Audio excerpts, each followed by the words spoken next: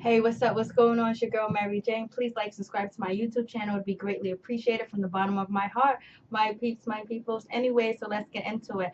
Let's talk about SnowFall, season 1, episode 3.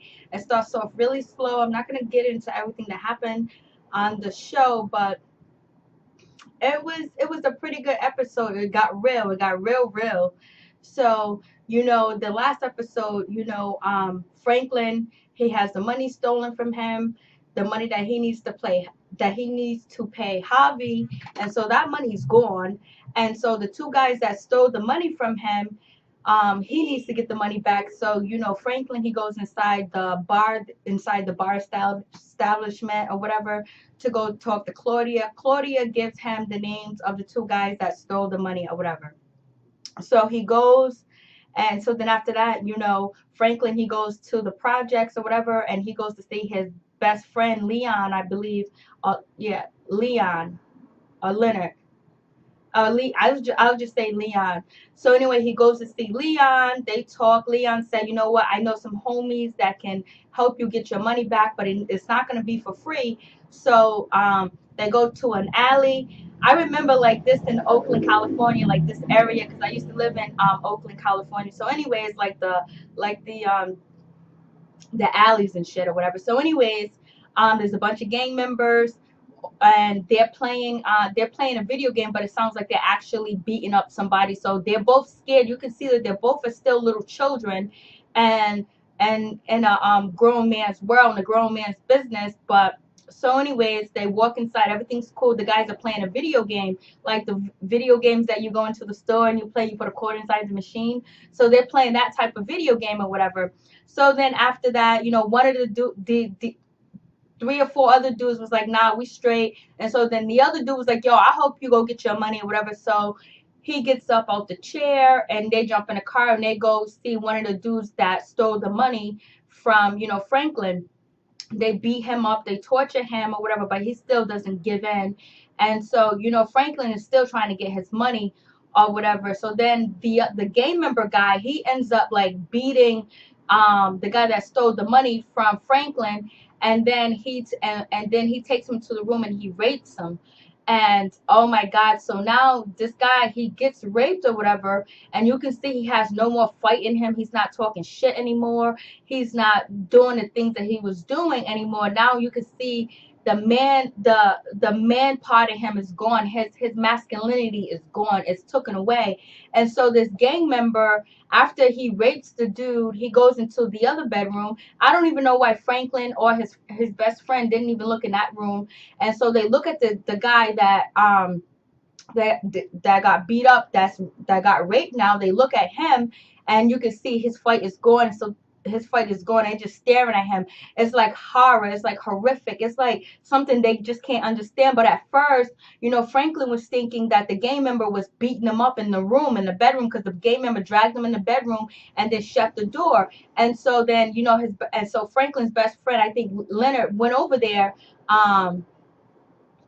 to listen. He goes, nah, he ain't killing him. He's actually raping him. And then so it's like it's like horrible.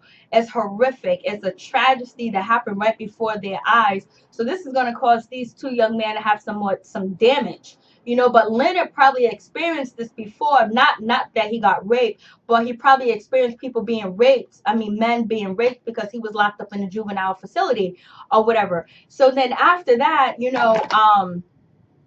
oh God. So then the gang member, he goes into the room adjacent to that bedroom where the guy that just got raped is sitting or whatever. And then, he gets the money. He goes, oh, and so the gang member goes, I thought you said it was just $1,000. But when the gang member was beating up the guy that stole the money, he was like, where's our money?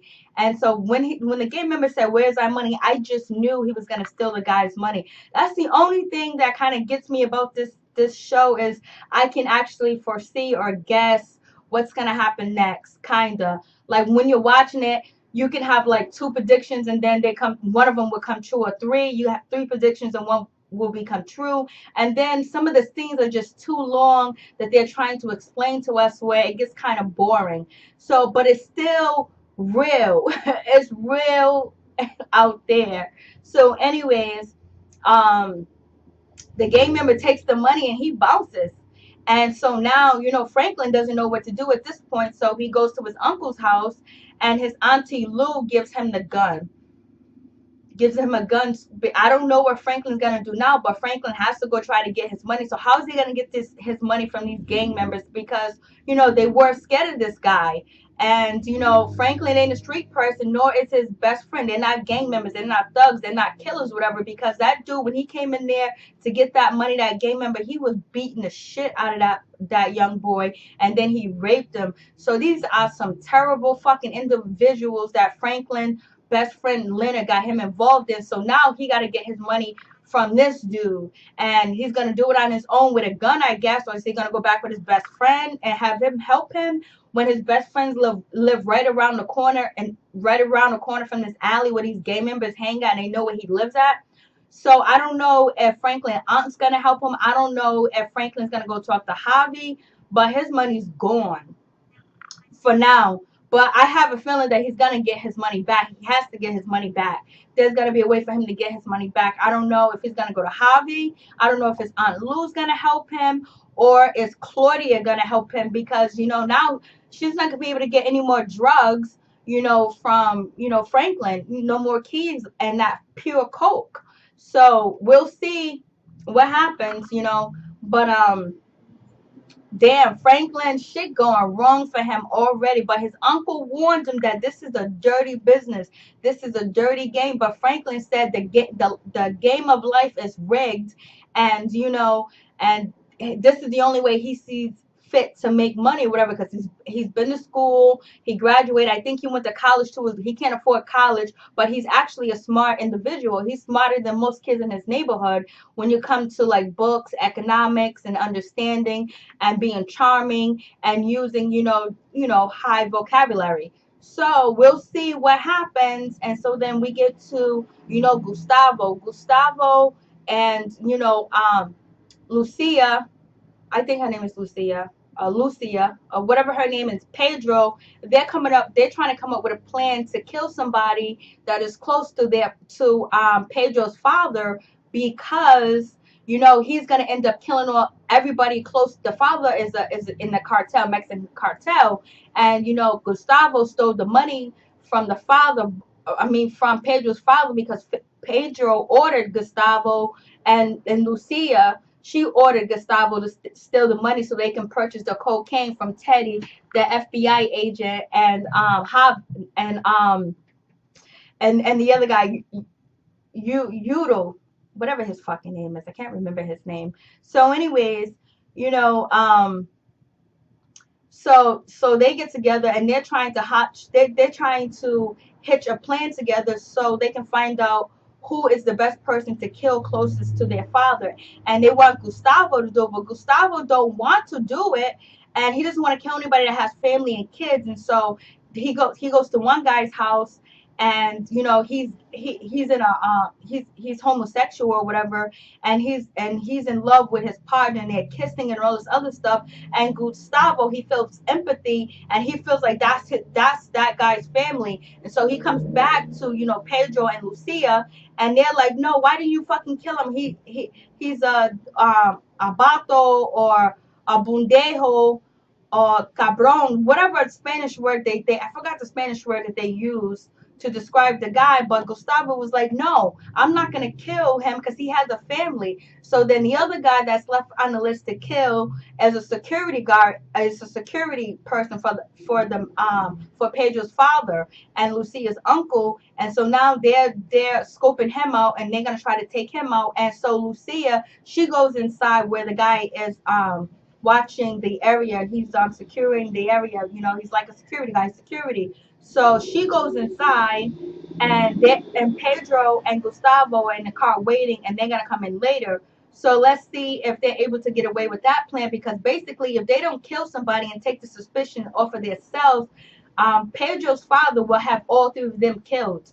And so Gustavo really doesn't want to do it, but it's like now he has no other choice in the matter. And that's what Lucia and Pedro tells him, that you have no other choice. And so then Pedro goes, I'll tell my father. And so, Gustavo said, here's the gun. If you want to kill me now. And so, Pedro doesn't, because he's a bitch. So anyways, so then from there you got that plot going on. So we'll see what happens. So then you got Teddy, the FBI agent. He has something going on with his situation where his wife doesn't want him to be involved and being a drug cartel or manufacturing drugs and bringing drugs into the USA. She feels a dangerous thing for him and all that other stuff. And plus, she feels like he will be compromised and it'll end up messing him up. But he doesn't believe that's going to happen at all. So we'll see. So she's going to go to Washington with their daughter. And so in the meantime, Yoda, what is his name? Javi. Javi.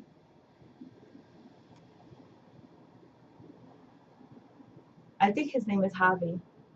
Well, anyway, so the FBI guy, the agent Teddy, what he's working with, it's not Javi is the other guy that buys drugs, I believe.